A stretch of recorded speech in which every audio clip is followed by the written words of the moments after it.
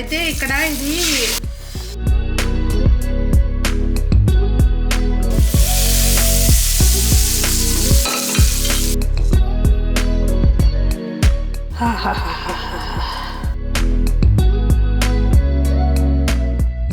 నీకు ముద్ద నాకు ముద్ద.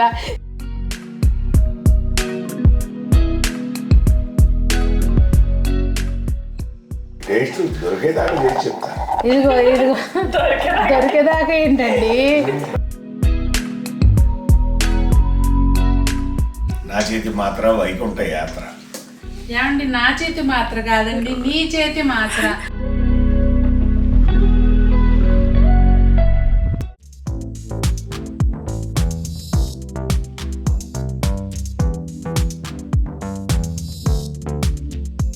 పెద్దలందరికీ నమస్తే, పిల్లలందరికీ హాయ్. ఎలా ఉన్నారు అందరూ? బాగున్నారా? మేము చాలా బాగున్నాం, మీరు కూడా చాలా చాలా బాగున్నారని ఆశిస్తున్నాను. ఈరోజు వీడియో ఏంటంటే, ఆల్రెడీ తమ్ముళ్ళలో చూసారు కదండి, 3 రకాల పచ్చళ్ళు, అది కూడా చింతపండు లేకుండా. అవి ఏంటనుకుంటున్నారా? ఒకటి క్యాలీఫ్లవర్, క్యాబేజీ, అల్లం పచ్చడి. చింతపండు లేకుండా పడుతున్నాను. షిఫ్ట్లు వైజ్ అనమాట. పొద్దున్నే మొదలుపెట్టా. అదల్లా పోయి మొత్తం ఇదిగోండి ఒకసారి చూడండి. క్యాబేజీ పచ్చడి అయితే మొత్తం, సారీ ఇది క్యాలీఫ్లవరు అంతా రెడీ అయిపోయింది. ఇంకా పోపు పెట్టేద్దాం అనుకునే లోపల షాప్ నుంచి అర్జెంటుగా కాల్ వచ్చింది. ఒక్కోసారి ఆబ్లిగేషన్స్ అనమాట, ఎవరో ఎక్కడి నుంచో వస్తారు, రమ్మంటున్నారు కలవడానికంట అని చెప్పి రిక్వెస్ట్ చేస్తారు. అలా వెళ్ళాల్సి వస్తుంది అనమాట. వెళ్ళిన దాన్ని అక్కడే ఇరుక్కుపోయాయి. ఇది క్యాబేజీ పచ్చడి. ఇవి 2 రెడీ అయిపోయినాయి అండి. ఎలా చేశాను అనేది చూపిస్తాను చూడండి. ఇది క్యాలీఫ్లవర్ పచ్చడి రీసెంట్గా నేను వీడియో చేసి పెట్టాను కదండి, సేమ్ అదే పద్ధతిలో. ఇక్కడ ఏం లేదండి, ఉప్పు ఈ మాత్రం బౌల్కి ఒక్కొక్క స్పూన్ ఉప్పు, స్పూన్ కారం వేసి పెట్టాను. ఉప్పు కొంచెం తక్కువ వేసుకోండి. అలాగే కొంచెం వెల్లుల్లి ముద్ద నూరింది వేసాను. ఆవాలు, మెంతి పొడి వేసేసి ఇలా కలిపేసి పెట్టానండి. ఒక 3-4 గంటల తర్వాత చూస్తే ఇట్లా అయిపోతుంది మనకి చక్కగా ముక్కలన్నీ కూడా. మనం అదే టైంలో నిమ్మరసం కలిపేసి పెట్టుకోవచ్చు, లేదంటే తర్వాత అయినా పెట్టుకోవచ్చు. రుచికి తగినంతగా చూసుకుని యాడ్ చేసుకుంటే సరిపోతుందండి నిమ్మరసం.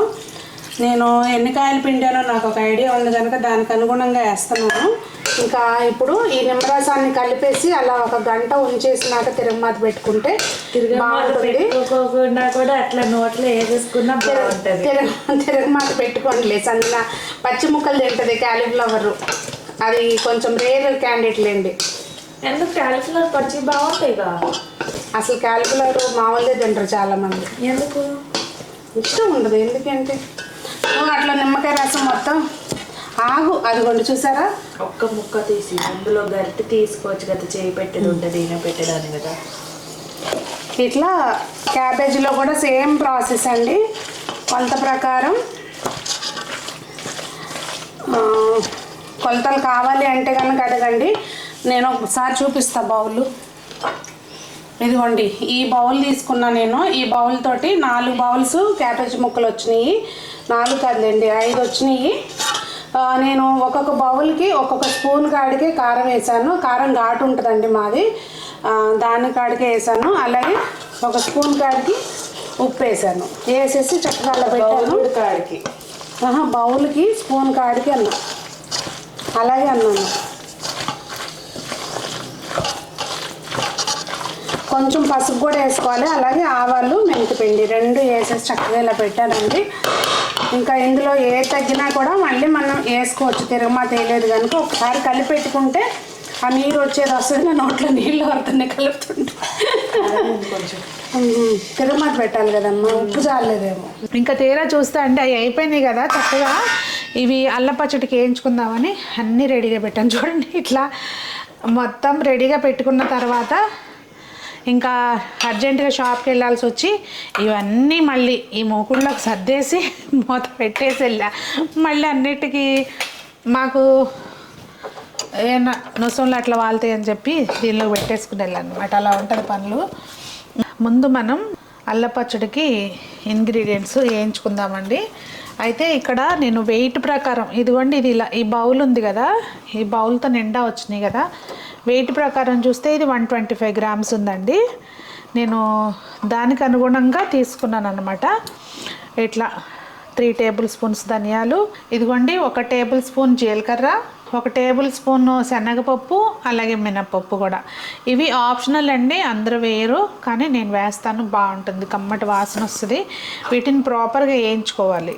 ముందు శనగపప్పు అలాగే మినపప్పు కూడా చక్కగా కమ్మటి వాసన వచ్చే వరకు, మనకు మినపప్పు తెలిసిపోద్ది కదండి, మంచిగా దోరగా వేగంగానే చక్కగా మనం ముందు ఇవి తీసేసుకోవచ్చు. లేదు అంటే మనకు ఐడియా ఉంటే ఎప్పుడు ధనియాలు వేయాలనేది ఐడియా ఉంటే కనుక అలా ఉంచి కూడా వేసుకోవచ్చు. ఇవి ఏంటంటే ప్రాపర్గా సగం వేగిన తర్వాత అప్పుడు ధనియాలు వేస్తే వీటితో పాటు వేగిపోతాయి అన్నమాట. సో చెప్పొచ్చేది ఏంటంటే ఇవన్నీ కలిపి వేయించుకోవాలి. అది ఇదిగోండి సగం వేగింది కదా, ఇప్పుడు చక్కగా ధనియాలు వేసేసుకోవాలి. అసలు భలే కమ్మటి వాసన వస్తాయండి ఇవన్నీ వేయించుతుంటే. వీటికి మామూలుగా అయితే మిరపకాయలు కానీ లేదంటే కారం, సాంబార్ కారం కాకుండా గొడ్డు కారం ఉంటుంది కదా, అది కానీ వేస్తాము. సో నేనైతే ఇప్పుడు మిరపకాయలు వేయట్లేదండి, కారం వేస్తున్నాను. జీలకర్ర కూడా వేసేసాం కదా. సో ఇందులోనే అల్లం ముక్కలు చక్కగా, అసలు అల్లం వేసి వేయించుకుంటే భలే మంచి వాసన వస్తుందండి. ఇదిగోండి ఎక్కువసేపు ఏం అవసరం, జస్ట్ అలా ఒక 1 మినిట్ 1 to 2 మినిట్స్ అంతే. కొంచెం కరివేపాకు కూడా వేస్తానండి నేను, మంచి కమ్మటి వాసన వస్తుంది. కాకపోతే కలర్ మరీ ఎర్రగా రాదు మనకు పచ్చడి, పర్లేదు అయినా కానీ కరివేపాకు వేసి మనం గ్యాస్ ఆఫ్ చేసేసుకుంటే ఈ వేడికే వేగిపోద్దండి. అదిగోండి నేను గ్యాస్ ఆఫ్ చేస్తాను చూడండి. ఇప్పుడు ఇదంతా మనం వేరే బౌల్లోకి షిఫ్ట్ చేసుకోవాలి.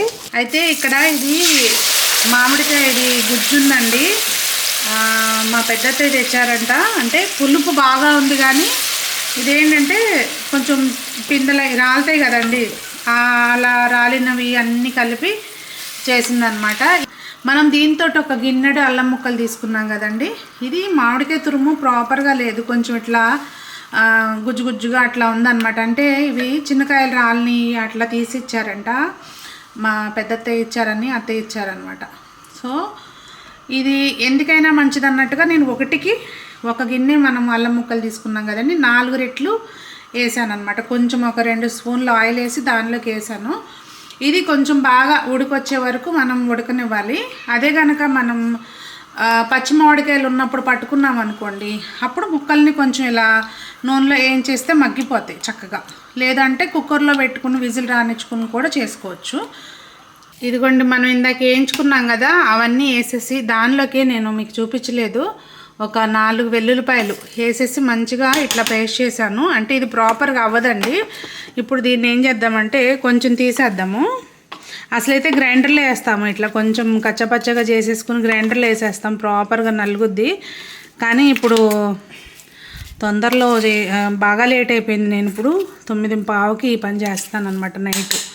మళ్ళీ నాకు ఇదంతా అయ్యేసరికి అదిగోండి పులుసు కూడా ఉడకబెట్టేసుకున్నాను, ఆరిపోయింది. ఇప్పుడు దీన్ని ఏంటంటే కొంచెం కొంచెంగా ఇందులోకి, ఇది కొంచెం తీసుకున్నాం కదా, ఇలా మొత్తం నేను చూసి దాన్ని బట్టి కొంచెంగా వేసుకుంటూ, ఇందులో ఆల్రెడీ ఉప్పు వేసి ఉందండి, అందుకని ఉప్పు చూసుకుని వేసుకోవాలి. 2 స్పూన్ల కాడికి కారం వేసుకుంటూ చూసి మళ్ళీ మనం తగ్గితే వేసుకోవచ్చండి, ఘాటు బాగా ఉంటుంది కారం. సైలాస్కి ఇచ్చింది పచ్చళ్ళ కారం అనమాట. అలాగే ఉప్పు కూడా మామిడికాయ పులుసులో ఆల్రెడీ ఉంది కనుక కొంచెం ఉప్పు వేస్తున్నాను. ఇంక ఇది ప్రాపర్గా గ్రైండ్ చేసేసుకోవాలి. మంచిగా గ్రైండ్ అయింది కదండి. మనం దేనితోటైతే అల్లం తీసుకున్నామో అంతే బెల్లం కూడా తీసుకోవాలి క్వాంటిటీ వైజ్ అయితే.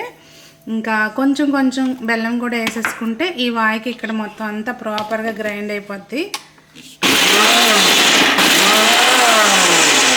ఇదిగోండి చక్కగా మొత్తం అన్ని వాయిలు కూడా అయిపోయిందనమాట. చూడడానికి అయితే మాత్రం చాలా చాలా బాగుంది, కలర్ అది చాలా బాగుంది.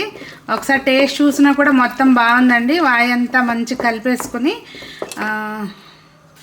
ఉప్పు తగ్గింది కొంచెం, ఆ ఉప్పు వేసేస్తే కరెక్ట్గా అంతా సెట్ అయిపోద్దండి. పులుపు కూడా కరెక్ట్గా నేను ఇదిగోండి 1కి 4 అని వేసాను కదా, ఇంత ఉంచాను కదా, ఇది వేసేయచ్చు అనిపిస్తుంది, ఘాటుగానే ఉంది. వేసేస్తాను ఇంత మట్టికి, వేసేసి కొంచెం ఉప్పు వేసేసి ఇక తిరగమాతకి ఇదిగోండి పక్కన ఆయిల్ పెట్టేశాను. ఇక తిరగమాత కాసి ఇందులోకి వేసుకోవడమే. ఉప్పు కూడా రెడీ అయిపోయిందండి.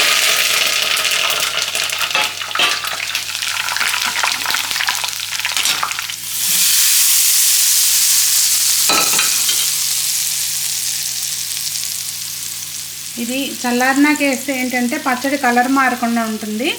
కానీ ఏదన్నా కొంచెం తేమ ఉన్నా అట్లా మొత్తం చక్క వేడిగా వేస్తే బాగుంటుంది అనమాట. అది మీ ఇష్టం అండి. మామూలుగా అయితే కొంచెం ఇదంతా ఈ పళ్ళంగా తీసి ఫ్రిడ్జ్లో పెట్టుకుని ఎప్పుడప్పుడు అంత తీసుకుని కూడా తిరగమాత పెట్టుకోవచ్చు. కాకపోతే ఇది నేనైతే మొత్తం అంతా ఒకసారి పెట్టేశాను. మాకు వాస్తవంగా చెప్పాలంటే ఇది మా అయితే ఒక 1.5 month కూడా అట్లా ఏం లేదు, కానీ కొంచెం మామిడికాయ తురుముతో చేసా కదా.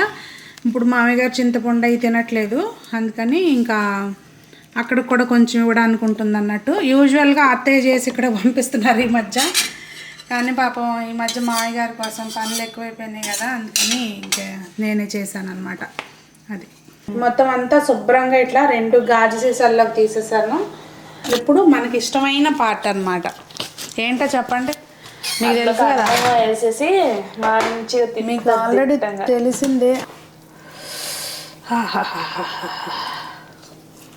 ఇలా ఇది కలుపుతుంటేనే నోట్లో ఆ పళంగా నీళ్ళు వరుతున్నాయి అనమాట. సార్ ముద్దా రండి. ఫస్ట్ తినేసి నాకు ఎక్కడ ఆగుద్ది చెప్పండి, అసలు రావాలి సార్. డాడీ జెన్యున్గా చెప్పండి,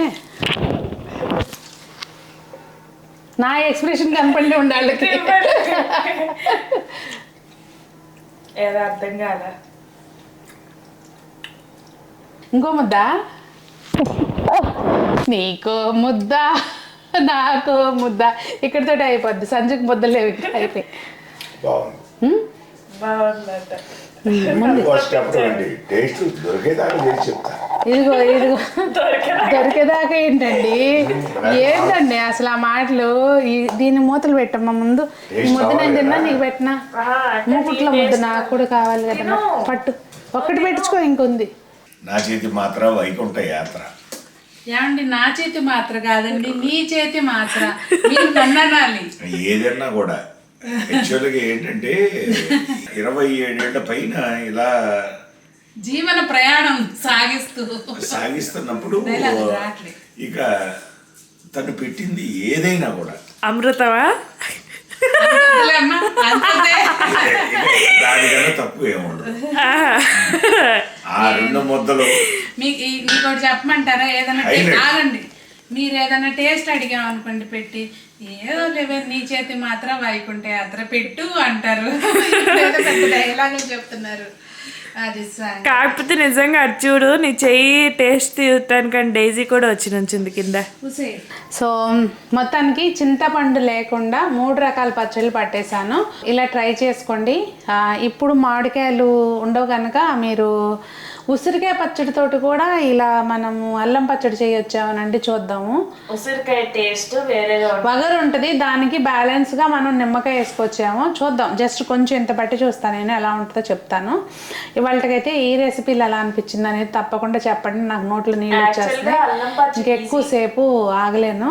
నీకు అన్ని ఈజీ, నేనే చూసి అన్ని ఈజీనే అంటే ఆమ్లెట్ వేయడం కూడా రాత్రి. సరే, మరి అందరూ బాగుండాలి, అందులో మనం ఉండాలి అని కోరుకుంటూ మీ సునీత.